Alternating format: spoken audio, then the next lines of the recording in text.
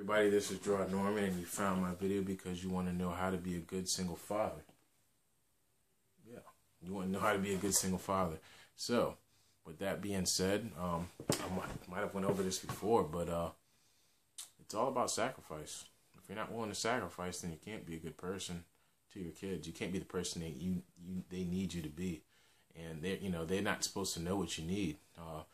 One of the biggest things is to be a good single father is when you're dating, keeping that separate from your kids until you figured out that you have enough information about that person that you think that they will be a good fit to meet your children.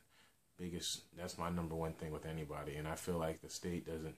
They'll have you come down there for a custody hearing to do some class about kids being in both homes, but they're not. They don't have a class to teach the parents on some different kind of etiquette of dating, which is not mandated, but you should give them some idea. Otherwise, they're going to go off of what they think, and they think that having the kids around other people like that is fine, which it isn't.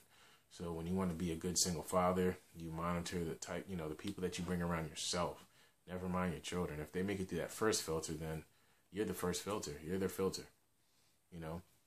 Secondly is updating your information.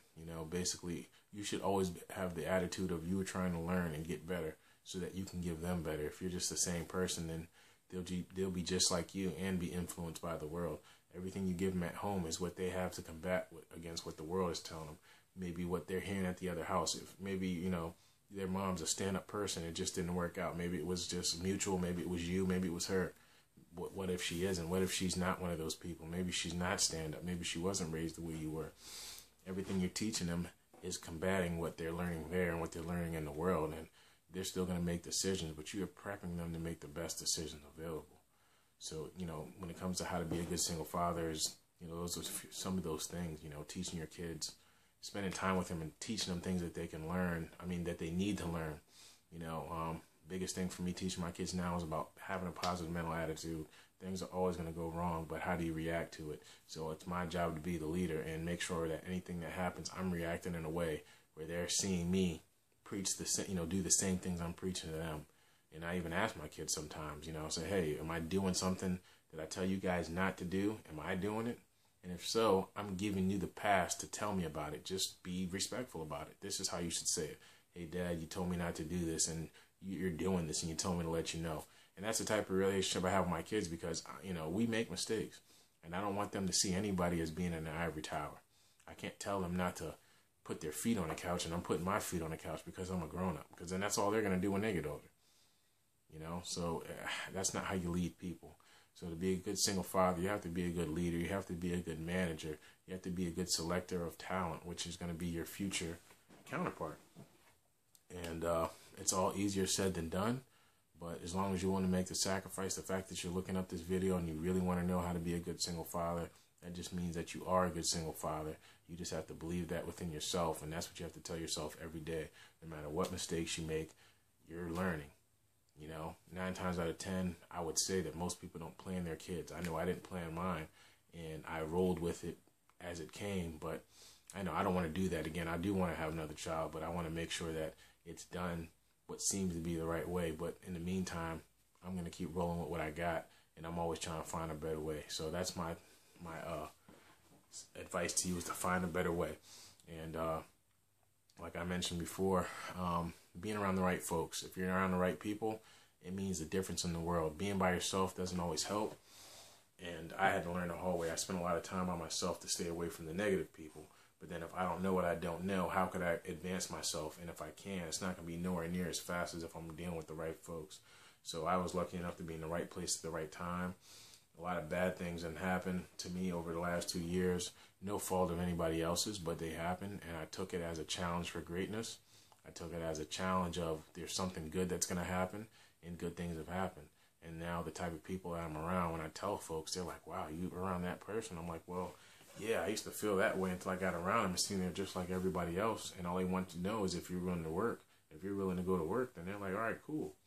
And that's the type of people I'm around, and I wouldn't trade it for the world. This type of people I have my kids around.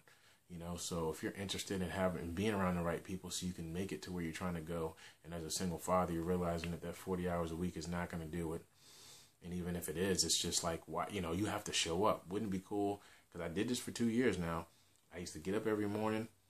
I used to get my kids ready for school, make them breakfast every morning, which I did when I was going to work, and I do now that I'm back at work.